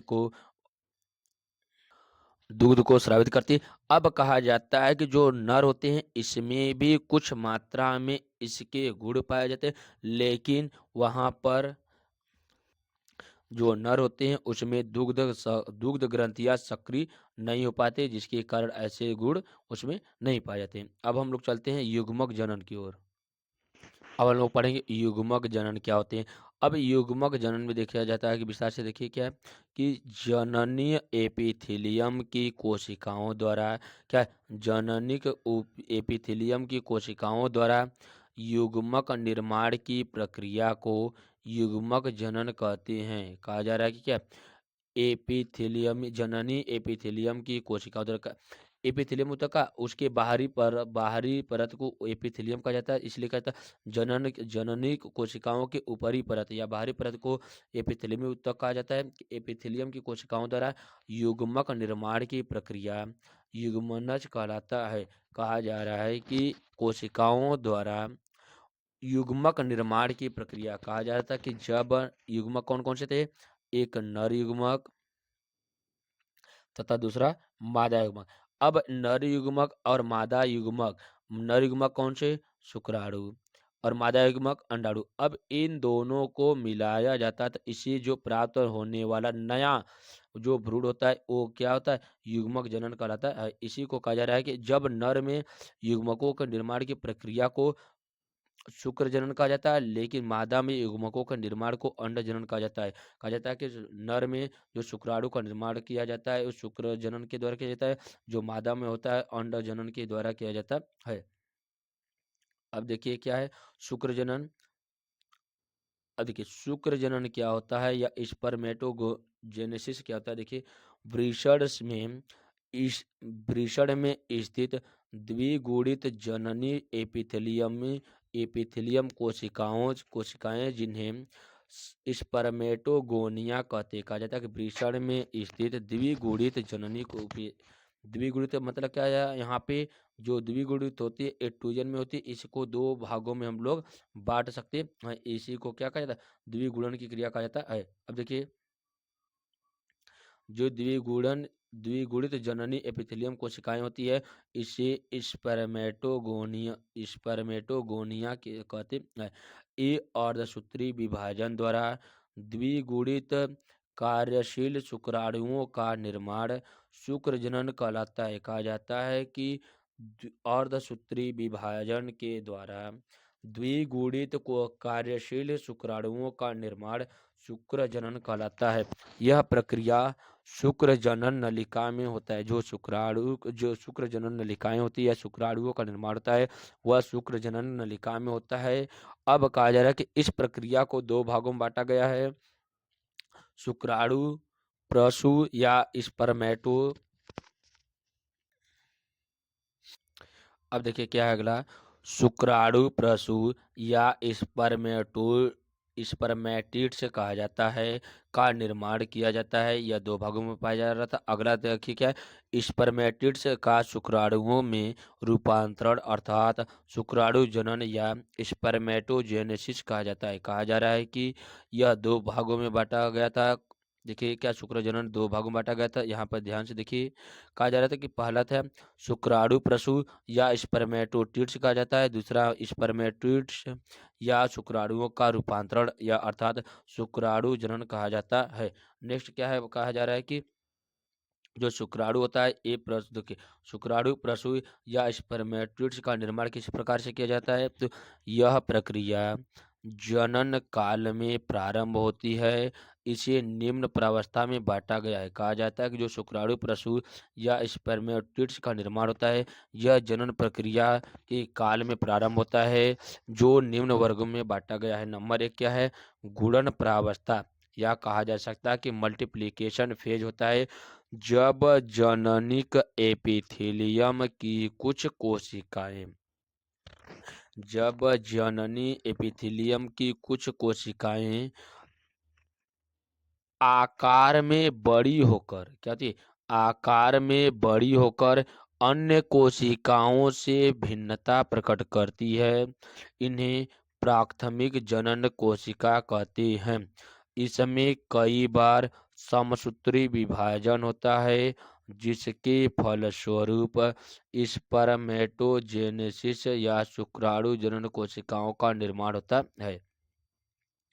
नेक्स्ट क्या है देखिए, इसमें समझने समझने हम लोग समझते हैं कि इसमें क्या कहा जा रहा है कि देखिए जो गुणन प्रावस्था होती है इसकी जो जननी एपिथेलियम कोशिकाएं होती है ये आकार में बड़ी होकर अन्य कोशिकाओं से मिल क्या होती है, अलग हो जाती है या भिन्नता प्रकट होती रहती है।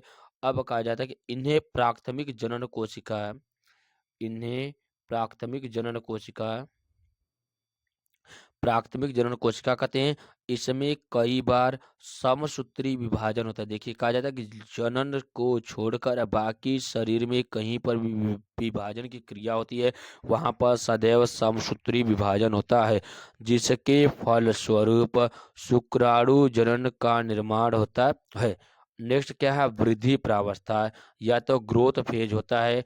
इस प्रावस्था में स्पर्मेटोगोनिया कोशिका वृद्धि करके प्राथमिक शुक्राणु कोशिका या प्राइमरी स्पर्मेटोसाइट में बदल जाती है। कहा जाता है कि इसमें जो स्पर्मेटोगोनिया कोशिका होती है, जो वृद्धि करके प्राथमिक शुक्राणु कोशिका या प्राइमरी स्पर्मेटोसाइट का निर्माण प्राइमरी स्पर्मेटोसाइट में बदल जाती है। अगला क्या है कि परिपक्व प्रावस्था, या कहा जाता है कि क्या है, मैचुरेशन फेज। कहा जाता है कि परिपक्व प्रावस्था कब होती है, तो इस प्रावस्था में प्राइमरी स्पर्मेटोसाइट कोशिका में अर्धसूत्री विभाजन होता है।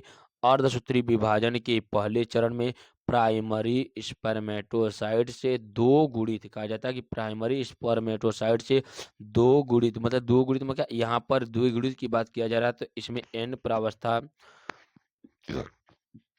का निर्माण होता है, जिसके बाद अर्धसूत्री विभाजन का दूसरा चरण संपन्न हो जाता है, जिससे एक प्राइमरी स्पर्मेटोसाइट से चार स्पर्मेटिड्स का निर्माण होता है। कहा जाता है कि एक प्राइमरी स्पर्मेटोसाइट से चार स्पर्मेटिड्स का निर्माण होता है। कहा जाता है कि एक प्राइमरी स्पर्मेटोसाइट से अर्धसूत्री विभाजन के द्वारा चार स्पर्मेटोसाइट्स का निर्माण होता है। नेक्स्ट कहा जा रहा है कि स्पर्मेटिड्स का शुक्राणुओं में रूपांतरण। कहा जा रहा है क्या कि स्पर्मेटिड्स का शुक्राणुओं में रूपांतरण किस प्रकार से किया जा रहा है, तो ये शुक्र जनन या स्पर्मेटोसाइट्स के द्वारा किया जाता है। आगे क्या है देखिए, इसके नोट्स को अच्छे समझते हैं।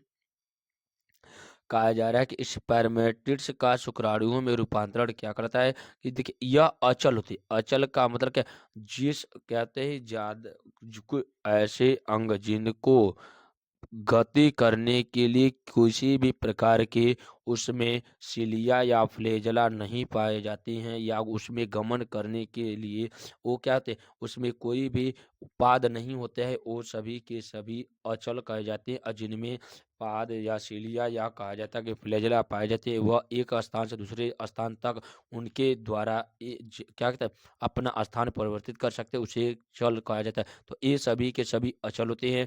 तो जो गोलाकार शुक्राणु प्रसु या स्पर्मेटिड्स का रूपांतरण होकर सक्रिय या पस पर सक्रिय या चल शुक्राणु में बदल जाता है, शुक्राणु जनन कहलाता है। इस प्रकार से हम लोग क्या पढ़े, शुक्राणु से संबंधित या कहा जाता है कि अंड जनन से संबंधित जितने भी पॉइंट्स है सभी को हम लोग कंप्लीट किए। अब चला जाता है कि शुक्राणु की संरचना के ऊपर।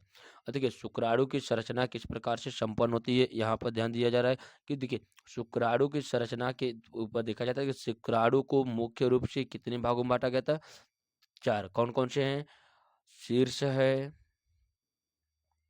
मध्य है, ग्रीवा है तथा पूंछ होती है। अब ये सभी के सभी क्या होते हैं, उसके मुख्य भाग होते हैं किसके, शुक्राणु के। अब यहाँ पर ध्यान से हम लोग देखते हैं कि किस प्रकार से इसके वर्णन करते हैं। देखिए शीर्ष भाग, मध्य भाग तथा ग्रीवा भाग होता है, और तथा नेक्स्ट भाग क्या हमारा पूंछ होता है। देखिए अब इसमें देखते हैं हम लोग, ये जो देखिए ये क्या है, हेड वाला भाग हमारा ये शीर्ष हो गया, ये ग्रीवा हो गया या नेक वाला भाग हो गया, ये मध्य हो गया, ये आपका पुक्ष वाला भाग होता है। आप आगे देखिए क्या, ये जो शीर्ष वाला भाग होता है इसमें एक क्रोसोम होता है, या इसी को अग्रपिंडक कहा जाता है। क्या होता है, अग्रपिंडक होता है।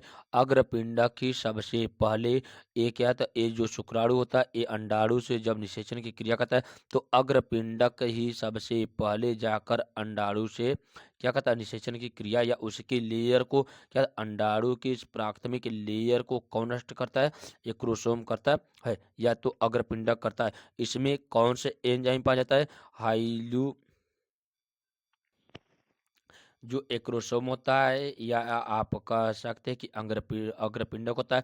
इसमें एक एंजाइम पाया जाता है जो हाइलुरोनिडेज होता है, जो सबसे पहले अंडाणु की परत को क्या कर देता है, जाकर नष्ट कर देता है। तो कहा जाता है कि एक्रो जो शुक्राणु का शीर्ष भाग होता है वो एक्रोसोम होता है, उसमें कौन सा एंजाइम पाया जाता है, हाइलुरोनिडेज नामक एंजाइम पाया जाता है, जो सबसे पहले अंडाणु की परत को जाकर क्षतिग्रस्त कर देता है या नष्ट कर देता है, जिसके कारण आसानी से शुक्राणु का संपूर्ण भाग क्या कहता है, अंडाणु में आसानी से स्थानांतरित हो जाता है। अब कहा जाता है कि इसके संपूर्ण भाग, देखिए इसमें क्या होता है, इसमें शीर्ष भाग में केंद्रक पाया जाता है, उसी के नीचे क्या आ जाता है, ये देखिए ग्रीवा होती है, ग्रीवा के भाग को क्या आ जाता है, ये जो शीर्ष वाला भाग होता है और मध्य वाले भाग के एक जो छोटा सा भाग होता है इसी में ग्रीवा होती है। अब जो इसी के मध्य भाग होता है उसमें माइटोकॉन्ड्रिया होता है। माइटोकॉन्ड्रिया ही क्या करता है, शुक्राणु को ऊर्जा प्रदान करता है। ऊर्जा किस रूप में प्रदान करता है, वो एटीपी के रूप में ऊर्जा प्रदान करता है। तथा इसके निचले और लास्ट वाला भाग क्या होता है, वही शुक्राणु का पुक्ष वाला भाग होता है जो उसको गति प्रदान करता है। अब हम लोग चलते हैं एक एक करके इसके बारे में समझते हैं।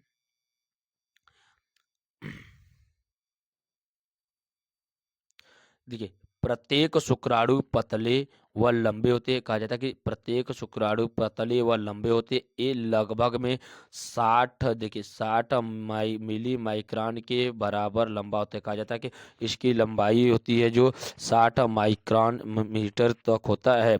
इसके देखिए क्या, ये सूक्ष्मदर्शी की सहायता से देखा जाता है। इसके निम्नलिखित भाग होते हैं। नंबर 1 भाग की बात करते हैं तो शीर्ष, या तो कहा जाता है कि हेड हो गया। अब इसके बारे में हम लोग विस्तार समझते हैं। नंबर 1 क्या, यह शुक्राणुओं का शीर्ष भाग होता है जिसमें बड़ा तथा अगुणित केंद्रक होता है। इसके आगे एक टोपी नुमा संरचना होती है जिसे एक्रोसोम या अग्रपिंडक कहते हैं। यह निषेचन के समय अंडाणु के झिल्ली को नष्ट कर देता, कहा जाता है अंडाणु की झिल्ली को नष्ट करने का कार्य कौन करता है, एक्रोसोम होता करता है, जिसमें आपका हाइलुरोनिडेज नामक एंजाइम पाया जाता है, जिसकी उपस्थिति पर जैसे ही वो निषेचन के समय अंडाणु की झिल्ली से संपर्क करता है वैसे ही ये नष्ट हो जाता है। अब कहा जाता है जो एक्रोसोम होता है इसका निर्माण किस प्रकार से होता है, तो गोल्जी, देखिए क्या है, गोल्जी कॉय के द्वारा। गोल्जी काय होता है, क्या होता है, या गोल्जी बॉडी क्या होती है, इसकी खोज कौन किया था, इसको आप लोग कमेंट बॉक्स में जरूर बताइए। तो कहा जाता है कि कोशिका के गोल्जी काय से क्या किया जाता है, शुक्राणु के शीर्ष भाग एक्रोसोम का निर्माण होता है। अगला हम लोग चलते हैं नेक की ओर। नेक क्या है, या कहा जाता है कि देखिए शीर्ष भाग व मध्य भाग के मध्य वाला भाग क्या होता है, ग्रीवा या तो नेक होता है। यह छोटा भाग होता है जिसमें 2 तारक केंद्र होते हैं, अग्रस्थ तारक केंद्र तथा दूरस्थ भाग होता है। नेक्स्ट क्या है, मिडल भाग या तो कहा जाता है कि मध्य भाग। अब जो मध्य भाग होता है, देखिए मध्य भाग रहता है, इस भाग को शुक्राणु का शक्ति गृह कहा जाता है। शक्ति गृह की जहां भी बात किया जाएगा वहां पर आपको एक शब्द याद करना है, माइटोकॉन्ड्रिया। माइटोकॉन्ड्रिया, माइटोकॉन्ड्रिया को हिंदी में क्या कहा जाता है, सूत्रकणिका। अब कहा जाता है कि मध्य भाग में शक्ति गृह पाया जाता है किसकी उपस्थिति में, माइटोकॉन्ड्रिया की उपस्थिति में किया गया था। तो माइटोकॉन्ड्रिया में ऊर्जा किस रूप में प्राप्त होती है, एटीपी के रूप में प्राप्त होती है। तो कहा जाता है कि इसकी सूक्ष्म नलिकाएं होती, इसमें क्या होती है, सूक्ष्म नलिकाएं होती है जिसमें माइटोकॉन्ड्रिया पाए जाते हैं जो शुक्राणु को गति प्रदान करने के लिए ऊर्जा देते हैं। नेक्स्ट भाग क्या है, टेल, यह कहा जाता है कि पुक्ष वाला भाग होता है। यह शुक्राणु का अंतिम लंबा भाग होता है जो जीव द्रव की झिल्ली से बना होता है, जो शुक्राणु को एक जगह से कहा जाता है कि गति प्रदान करने का कार्य करता है। लगभग में कहा जाता है कि यहाँ पे देखिए क्या, लगभग में ये कहा जाता है कि एक जैसे मैथुन क्रिया के समय लगभग में 30 से 40 करोड़ शुक्राणु स्खलित होते हैं, जिनमें कहा जाता है कि सामान्य जनन क्षमता के लिए कहा जाता है कि जनन क्षमता के लिए इसका 60% शुक्राणु समान आकृति एवं आकार के होना आवश्यक है, जिनमें से 40% शुक्राणु तीव्र गतिशील होने लगते हैं। जैसे कहा जाता है कि 60% आपको शुक्राणु समान आकृति एवं आकार के होना चाहिए, जबकि जिसमें से 40% शुक्राणु कहा जाता है 40% शुक्राणु तीव्र गतिशील होने आवश्यक होता है। जैसे 60% एक आकार के होने चाहिए, लेकिन 40% एक समान तीव्र गतिशील होने आवश्यक होते हैं, तब जाकर आपका निषेचन की क्रियाएं संपन्न होती है, अन्यथा नहीं हो पाती है। अब हम लोग चलते हैं शुक्र जनन के बाद अंड जनन की ओर। अंड जनन का निर्माण अंड कोशिकाओं के द्वारा किया जाता है। तो कहा जाता है कि अंडाशय में स्थित द्विगुणित अंड मातृकोशिका से ही क्या किया जाता है, जनन या संतति कोशिका का निर्माण किया जाता है। मातृकोशिका या उंगोलियों से अर्धसूत्री विभाजन द्वारा अगुणित मादा युग्मक का निर्माण अंड जनन कहलाता है। कहा जाता है कि मातृकोशिका अंडाशय में मातृकोशिका या द्विगुणित अंडक होता है, जिसे मातृकोशिका कहा जाता है या उसे उगोनिया कहा जाता है। उगोनिया में अर्धसूत्री विभाजन होता है। अर्धसूत्री विभाजन से अगुणित मादा युग्मक का निर्माण होता है, जिसे अंड जनन कहा जाता है। एक स्त्री के अंडाशय में अंड जनन की प्रक्रिया तब प्रारंभ हो जाती है जब वह स्त्री अपने माँ के गर्भ में होती है। इसी भ्रूणी अंडाशय में कई अवस्था में होती है। कहा जाता है कि जब स्त्री माँ के गर्भ में होती है, उसी समय भ्रूणी अंडाशय में कई अवस्था में हो जाता है।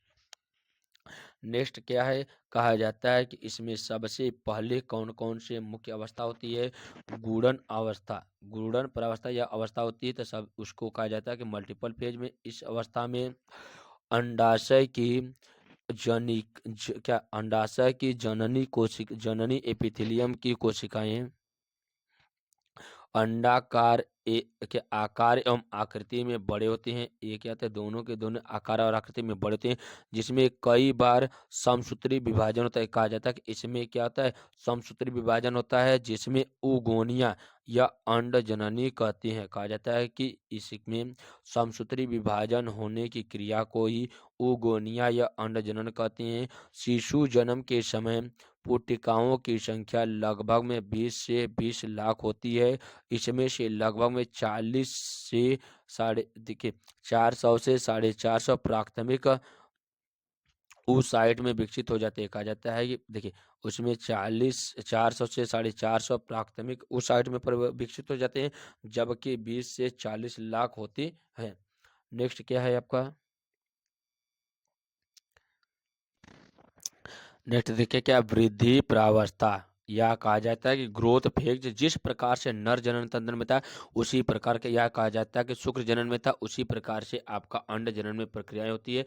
लेकिन कहा जा रहा है कि इसमें देखिए ध्यान से देखिए, इस यह प्रावस्था लंबी होती है, जो भ्रूणावस्था से प्रारंभ हो जाती है और जब तक परिपक्व अवस्था नहीं आ जाती है तब तक ये बनी रहती है।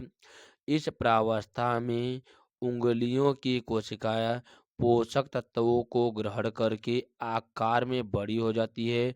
इनका केंद्रक भी आकार में बड़ा हो जाता है। जैसे कहा जाता है कि इसका निर्माण भ्रूणावस्था में ही प्रारंभ हो जाता है। ये तब तक होता रहता है जब तक ये परिपक्व अवस्था में नहीं आ जाता है। इस अवस्था में उगोनिया की कोशिकाएं पोषक तत्वों को ग्रहण करके आकार में बड़ी हो जाती है, जिनका केंद्रक भी आकार में बड़ा हो जाता है।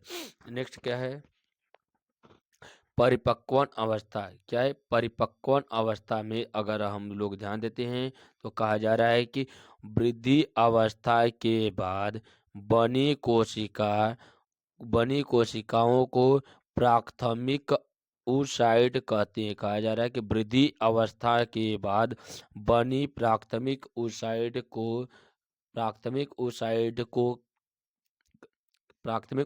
कहा जाता है, जिनमें अर्धसूत्री विभाजन के फलस्वरूप एक छोटी तथा एक बड़ी कोशिका बनती है। जैसे कहा जा रहा है कि परिपक्व अवस्था में ये वृद्धि करके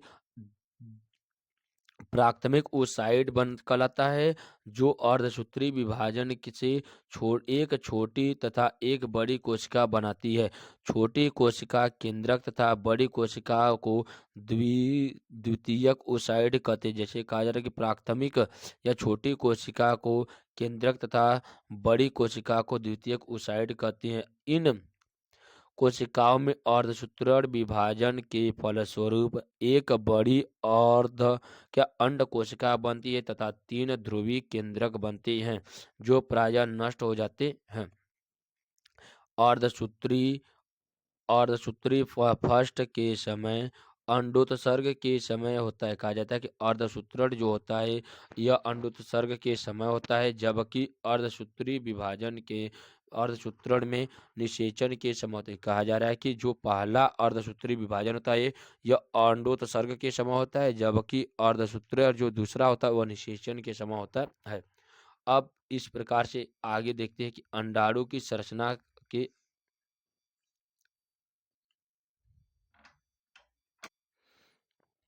आगे देखा जाता है कि ये अंडाणु की संरचना होती है। यह मादा का अंडाणु लगभग में 0.1 मिलीमीटर व्यास का होता है। कितना? 0.1 मिलीमीटर व्यास का होता है। अंडाणु के बड़े भाग में पीला पीतक होता है, जिनमें पोषक पदार्थ संचित रहते हैं। कहा जाता है कि अंडाणु के बड़े भाग में पीला पीतक या यॉल्क होता है, जो पोषक पदार्थ संचित करता है। इसमें एक बड़ा केंद्रक होता है, जिसे जननी आशय कहते हैं। अब इस प्रकार से देखा जाता है कि इसके अंदर क्या अनेक प्रकार के कोशिकांग पाए जाते हैं। माइटोकॉन्ड्रिया, गोल्गी कॉय, प्राथमिक अंडक कोशिकाएं पाई जाती है, जबकि इसके बाहर अनेक क्या जो होता है सूक्ष्मांकुर या पुटिकाएं कोशिकाएं पाई जाती है, जो इसमें गोल्जिकाए, अंतःप्रद्रवी जालिका इत्यादि कोशिकांग। अब इसके संरचना की बात करते हैं तो इसमें क्या कोरोना रेडिएट होता है, जो कहता है देखिए आपका ये अंडाणु के सबसे बाहरी भाग जो होता है इसी को कोरोना रेडिएट कहा जाता है। इसके मध्य वाले भाग को कोशिका द्रव क्या कोशिका द्रव होता है। कोशिका द्रव की खोज कौन किया, इसके बारे में आप लोग इसका कमेंट बॉक्स में जरूर नाम बताइएगा। आगे क्या कहा जाए कि जोन देखिए क्या इसके मध्य वाले भाग क्या है, तो कोरोना। देखिए कोरोना रेडिएट तथा कोशिका द्रव के मध्य भाग में एक परत पाई जा रही है, जिसको जोन प्रत्यूषिडा कहा जाता है तथा इसके मध्य में केंद्रक पाया जाता है। अब हम लोग इसको विस्तार से थोड़ा समझते हैं। देखिए कहा जा रहा है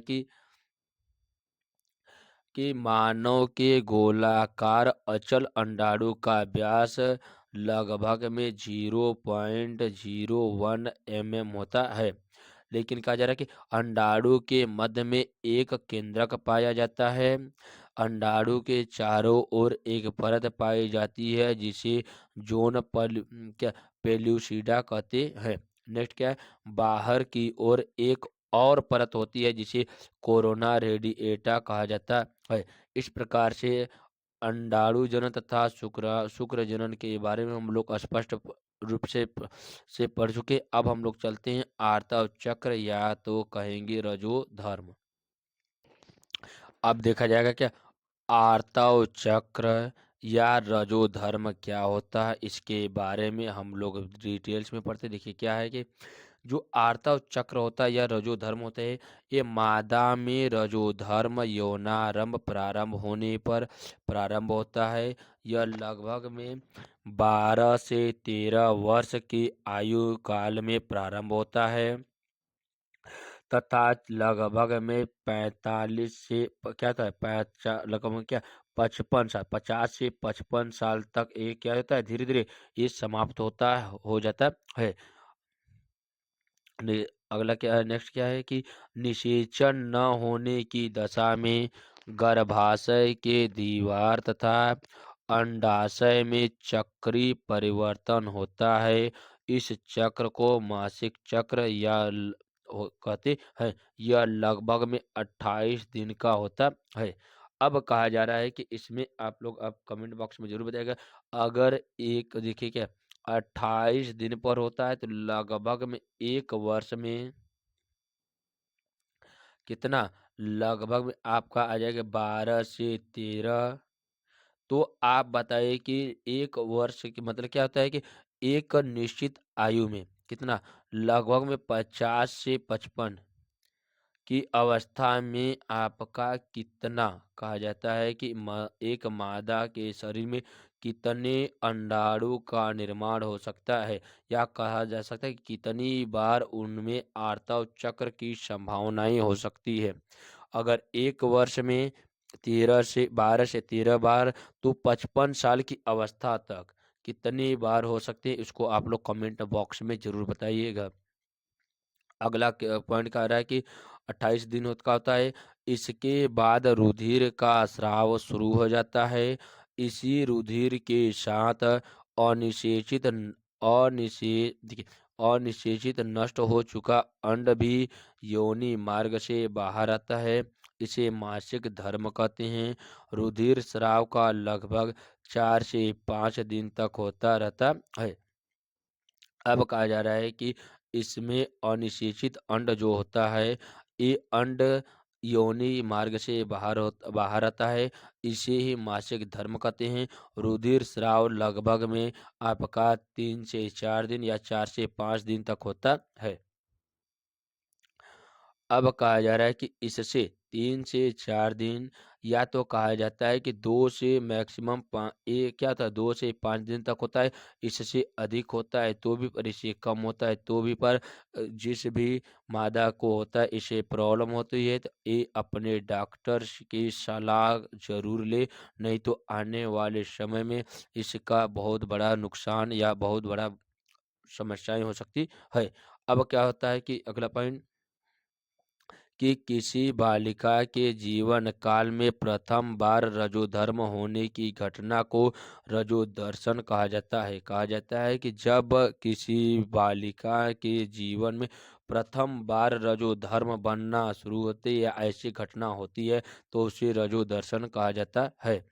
नेक्स्ट पॉइंट कह रहा है कि मादा में अस्थायी रूप से मासिक चक्र को रुकने को रजोनिवृत्ति कहते। कहा जाता है कि लगभग में कब आपका 40 से 50 या 50 से 55 साल की अवस्था में एक क्या होती है, घटना बंद हो जाती है। तो इस क्रिया को करने के लिए क्या, देखिए, FSH तथा LH हार्मोन्स का नियंत्रण के द्वारा किया जाता है।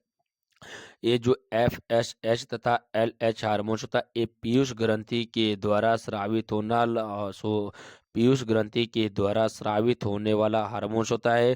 फेलिपियन स्टिमुलेटिंग हार्मोन्स होता है। दूसरा LH क्या, ल्यूटिनाइजिंग हार्मोन्स होता है, जिसका श्रावण पीयूष ग्रंथि के द्वारा किया जाता है। ये दोनों ग्रंथियों का, FSH तथा LH हार्मोन्स का श्रावण, हार्मोन्स का नियंत्रण या हार्मोन्स का नियंत्रण किसके द्वारा किया जाता है, ये मासिक धर्म के समय किया जाता है।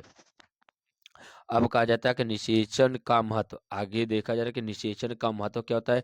निषेचन द्वितीयक अंडक को अर्धसूत्रण विभाजन सेकेंड पूर्ण करने के लिए प्रेरित करता। कहा जाता है कि जो अनिषेचन द्वितीयक अंडक होते हैं, इसके अर्धसूत्री विभाजन के द्वारा पूर्ण करने के लिए प्रेरित करते हैं।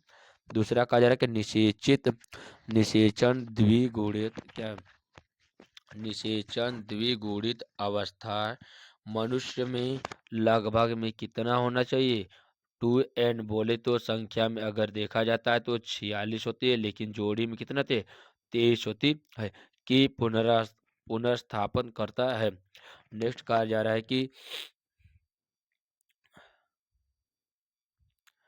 यह दो जनकों के गुणों को मिलकर आनुवंशिक विविधता पैदा करता है। कहा जाता है कि यह दो जनकों के गुणों को मिलकर एक आनुवंशिक विविधता पैदा करता है, जो निषेचन का महत्व होता है।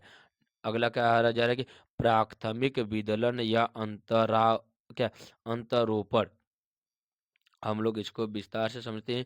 ये सभी के सभी फैक्ट आपको एनसीईआरटी पैटर्न पर दिया जा रहा है। एक ही वीडियो में आपका पूरा का पूरा चैप्टर समाप्त कर दिया जा रहा है। अब आप लोग प्रतिदिन प्रत्येक नए चैप्टर के साथ जुड़ने के लिए चैनल को लाइक कर दिया करिए, सब्सक्राइब करिए तथा अपने मित्रों को शेयर कर दिया करिए, क्योंकि समय बहुत ही कम बचा हुआ है। तो आप लोग कम समय में आप लोग पूरे के पूरे सिलेबस को कवर कर पाए, यही मेरा लक्ष्य है। अगला पॉइंट क्या है कि प्राथमिक विदलन व अंतरोपण क्या है कि निषेचन के बाद युग्मनज अंडवाहिनी की क्या, देखिए क्या कहा जा रहा है कि इसमें नंबर 1 है, निषेचन के बाद युग्मनज अंडवाहिनी के इस्मत वाले क्षेत्र से होता हुआ गर्भाशय की ओर गति करता है। यह कहा जाता है कि निषेचन के बाद युग्मनज जो होता है यह अंडवाहिनी से होते हुए कहाँ पे जाता है, उसके गर्भाशय की ओर जाता है। अंडवाहिनी से कहाँ की ओर, गर्भाशय की ओर जाता है। अब नेक्स्ट कहा जा रहा है कि अंडवाहिनी के सीलिया युग्मक को अंडवाहिनी में गर्भाशय की दिशा में धकेलने का कार्य करता है। इसी गति के दौरान युग्मनज में विदलन की क्रिया होती है। अब कहा जा रहा है कि इसमें 8 से 16 कोसमस खंडों वाला भ्रूण तुतक या मोरुला कहलाता है। ट्रोफोब्लास्ट स्तर अब गर्भाशय भित्ति के आंतरिक स्तर एंड्रोमेट्रियम एवं से संलग्न हो जाता है तथा अंतर कोशिका समूह अल भ्रूण के देखिए अब भ्रूण के रूप में विभेदित हो जाता है। कहा जाता है कि ट्रोफोब्लास्ट स्तर अब गर्भाशय भित्ति के आंतरिक स्तर एंड्रोमेट्रियम से संलग्न हो जाता है तथा आंतरिक कोशिका समूह अल भ्रूण के रूप में विभेदित हो जाता है। अगला क्या है कि अब देखा जाता है कि इसमें प्रसव क्या, नेक्स्ट पॉइंट क्या है, प्रसव अवस्था क्या जाती है। यह कहा जाता है कि देखिए क्या, मनुष्य में शिशु का जनन तकनीकी रूप से प्रारंभ या बाह्य रूपीयन कहा जाता है। क्या, मनुष्य में शिशु का जनन तकनीकी रूप से प्रारंभ या पारयूरिशन कहा जाता है। क्या, पारयूरिशन कहा जाता है। इसकी 3 मुख्य अवस्थाएं होती है। पहली अवस्था में गर्भाशयी ग्रीवा में फैलाव या प्रसरण शिशु को बाहर आने का मार्ग सुलभ करता है। कहा जाता है कि यह पहली अवस्था में गर्भाशय ग्रीवा में फैलाव या प्रसरण शिशु को बाहर आने का मार्ग सुलभ करता है। एमनिओन इस समय फट जाता है। क्या, एमनिओन इस समय फट जाता है। वह एमनियोटिक द्रव्य बाहर आने लगता है। कहा जाता है कि जब प्रसव के समय इसके में एमनिओन इस क्या जाता है, जब शिशु बाहर की ओर आना शुरू करता है गर्भाशय से, तो उस समय एमनिओन फट जाता है तथा एमनियोटिक द्रव बाहर आने लगते हैं। नेक्स्ट कहा जा रहा है कि दूसरी अवस्था शिशु जन्म की है। शिशु के स्वतः श्वसन प्रारंभ कर देने के बाद नाभि नाल काटा जाता है। कहा जाता है कि जब शिशु का जन्म हो जाता है उसके बाद उसके श्वसन प्रारंभ कर देने के बाद, जैसे वो स्वतः अपना श्वसन प्रारंभ करता है वैसे इसके नाभि नाल को काट दिया जाता है। उसके बाद क्या है, तीसरी अवस्था में अपरा भी गर्भाशय से योनि के रास्तों से क्या कर जाता है, बाहर निकल जाता है। जब बाहर निकल जाता है तो प्रसव एक जटिल तंत्रिका अंतरस्रावी क्रियाविधि होती है। जैसे कहा जाता है कि जैसे ही इससे सभी लोग बाहर निकल जाते हैं वैसे ही कहा जाता है ये प्रसव की प्रक्रिया कंप्लीट हो जाती है। तो कहा जाता है कि प्रसव एक जटिल तंत्रिकी अंतरस्रावी क्रियाएं होती है। नेक्स्ट क्या है, दुग्ध स्राव या लैक्टेशन। क्या, दुग्ध स्राव या लैक्टेशन होता है।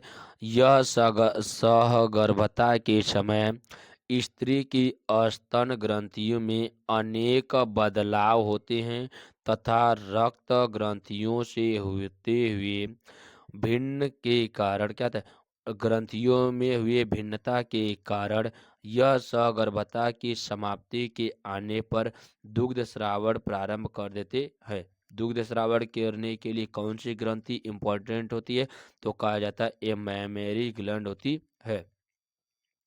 शिशु के जन्म के बाद स्तन ग्रंथियों द्वारा दुग्ध का उत्पन्न या स्रावण दुग्ध स्रावण कहलाता है। ये कहा जाता है कि मानवीय दुग्ध में शिशु के पोषण के लिए पोषक पदार्थों का आदर्श संतुलन होता है। अब कहा जाता है कि दुग्ध के स्रावण के लिए उचित मात्रा में पोषक पदार्थों का का संतुलन होना अति आवश्यक होता है। नेक्स्ट कहा जा रहा है कि दुग्ध स्रावण के आरंभिक कुल दिनों तक निकलने वाला दुग्ध प्रथम स्तर या खीस कहलाता है। कहा जाता है कि जब दुग्ध का स्रावण प्राथमिक बार होता है या प्रथम बार होता है तो इसी को प्रथम स्खलन या खीस कहलाता है। अब देखिए इस प्रकार से आज हम लोग मानव जनन से संबंधित जितने भी इम्पोर्टेंट फैक्ट थे सभी को हम लोग एक एक कर कवर किए। ऐसे ही वीडियो देखने के लिए चैनल को लाइक करिए, सब्सक्राइब करिए तथा अपने मित्रों को शेयर करते रहिए। प्रत्येक दिन एक चैप्टर एक वीडियो में आपके पूरे के पूरे सिलेबस को या पूरे के पूरे चैप्टर को धीरे धीरे कवर किया जाएगा। आपकी बायो की कक्षाएं सुबह प्रातः 6:30 बजे आपको एक कक्षाएं दिया जाएगा। अगर आप लोग उस समय नहीं देख पाते हैं तो आप लोग इसको रिकॉर्ड कर कर या इसको प्लेलिस्ट में अपने या इसको सेव कर कर आप लोग उसको लास्ट कभी भी दिन में आप उसको देख सकते हैं। Thank you so much, most welcome, take care, bye bye.